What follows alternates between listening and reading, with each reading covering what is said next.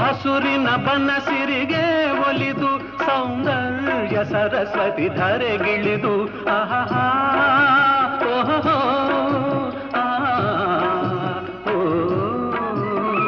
ಹರಿಯುವ ನದಿಯಲ್ಲಿ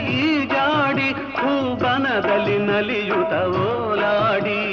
ಚೆಲುವಿನ ಬಲೆಯ ಬೀಸಿದಳು ಈ ಗಂಧದ ಗುಡಿಯಲ್ಲಿ ನೆಲೆಸಿದಳು ಇದು ಯಾರ ತಪಸ್ಸಿನ ಫಲವೋ